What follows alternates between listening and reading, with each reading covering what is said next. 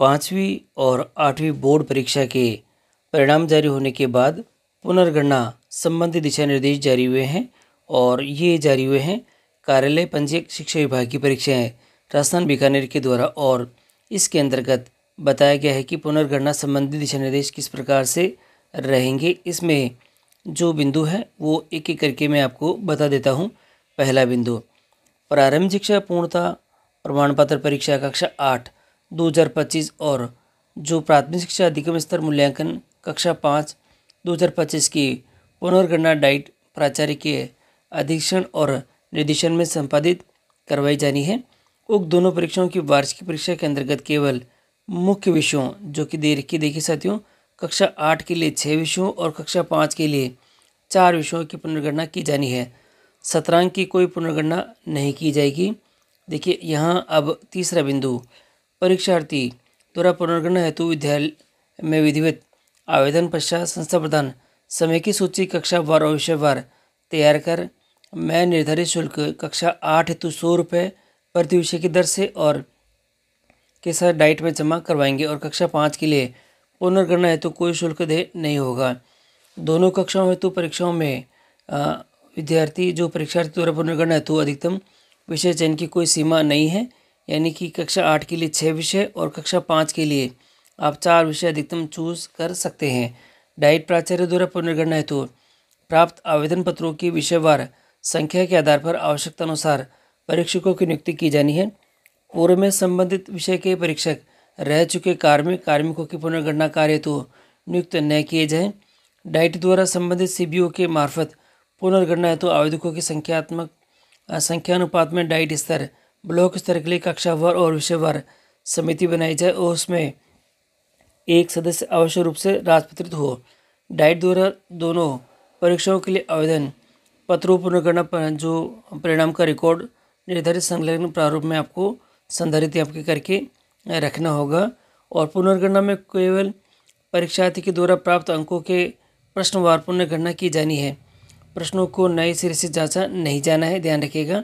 और पुनर्गणना हेतु प्राप्त उत्तर पुस्तिका बुकलेट के मुख्य प्रश्न पर अंकित अंकों की प्रश्नवार प्राप्तांक तालिका में प्रविष्ट किए गए अंकों और उत्तर पुस्तिका बुकलेट के अंदर के प्रश्नों के दिए गए अंकों को मिलान करना होगा, यानी कि जो कितने प्रश्न उसके सही हैं और उनके अंक दिए गए हैं और बाहर किस प्रकार से अंकों का मिलान कर रखा है, तो बाहर और अंदर के अंकों का मिलान यहाँ पे किया जाएगा। पुनर्गणना संबंधी जो टाइम टेबल है इस प्रकार से रहेगा। देखिए ये टाइम टेबल बहुत महत्वपूर्ण है, पुनर्गणना संबंधी टाइम टेबल। और यहाँ दे रखा है कि विद्यार्थी द्वारा आवेदन विद्यालय में प्रस्तुत करना जो रहेगा वह रहेगा आपके पास में जो 5 जून से 12 जून के मध्य में, और ये कार्य संबंधित संस्था प्रदान करेगा। आवेदन पत्र समय की सूची बनाकर डाइट को प्रेषित करना 13 जून को है, संस्था प्रदान का कार्य रहेगा। डाइट द्वारा पुनर्गणना हेतु संबंधित मूल्यांकन केंद्र की को सूचियाँ प्रेषित करना ये 16 जून को रहेगा, प्राचार्य डाइट अपने पास करेंगे। पुनर्गणना कार्य रहेगा जो कि 18 से 28 जून के मध्य रहेगा।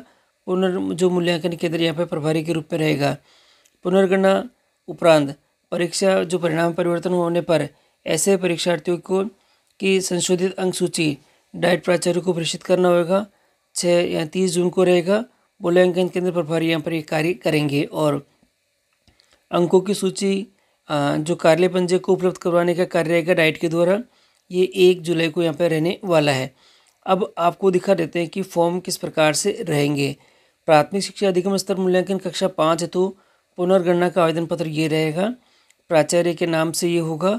कक्षा 5 पुनर्गणना हेतु आवेदन पत्र किस प्रकार से रहेगा, परीक्षार्थी का नाम, जो विद्यार्थी है उसका नाम, पिता का नाम, जन्मतिथि, परीक्षार्थी के रोल नंबर, मूल्यांकन का विद्यालय का नाम, मैं NIC और PSP जो ID होती है वो है, परीक्षा केंद्र का नाम और NIC ID कोड दे रखा है आपके पास में, और जो कुल आवेदित विषय क्या है और पुनर्गणना के सब्जेक्ट लिखकर हस्ताक्षर कराकर संस्था प्रधान सील मार करके इसको यहाँ पर ये भेजेंगे। इसी प्रकार से आप देखेंगे ये समय की सूची बनेगी कि कितने विद्यार्थी ऐसे हैं जिनकी समय की सूची ये रहेगी। तो विषय आवेदित विषय किस प्रकार से हैं टिक मार्क भी कर सकेंगे और आवेदित विषयों की संख्या इसमें आपको लिखनी होगी। तो ये एक शीट दे रखी है, इसमें आपको भर के रखना है। इसी प्रकार से कक्षा 8 हेतु जो पुनर्मूल्यांकन और पुनर्गणना हेतु आवेदन पत्र है ये आपके दे रखा है, बिल्कुल सेम ही है और इसकी भी समय की सूची इस प्रकार से दिखाई देगी। और अंत में जो कि टोटल ओवरऑल सूचियाँ जो बनेगी पुनर्गणना तो समय की सूची बनेगी, वो आपको इस प्रकार से यहाँ पे देखने को मिलेगी। और यदि परिवर्तित होते हैं मूल्यांकन केंद्र के द्वारा रहेगी तो यहाँ पर आपको इसको फीड करके रखनी होगी। और जो पुनर्गणना समय की जो सूची है वो भी आपके पास में इस प्रकार से देखने को मिल जाएगी। तो साथियों इस प्रकार से ये बहुत आसानी से ये जो फॉर्म भरकर हम संस्था प्रधान को प्रेषित करेंगे, संस्था प्रधान इसकी समय की सूची और सभी चीज़ों को जांच करने के बाद आगे डाइट को प्रेषित करेंगे। तो इस प्रकार से ये जो कार्य है पुनर्गणना का यह रहने वाला है और समय सीमा इसकी पहले से जारी हो चुकी है। तो इस समय सीमा के अंदर जो निर्धारित कार्य करके ये जो सारा कार्य कंप्लीट करना हमें सुनिश्चित करना होगा। तो साथियों ये महत्वपूर्ण वीडियो है और विद्यार्थी अगर कोई इससे प्रभावित है तो उनके पुनर्गणना करने की आवश्यकता है तो आप इस जो फॉर्म की सहायता से कर सकेंगे। ये जो फॉर्म है, फॉर्म की जो पीडीएफ्स है और फॉर्म किस प्रकार से रहेंगे तो वो मैंने अपने टेलीग्राम ग्रुप पर शेयर कर दिए हैं, आप वहाँ से इसको आसानी से डाउनलोड कर सकेंगे। तो साथियों आज के लिए इतना ही है, धन्यवाद सभी को।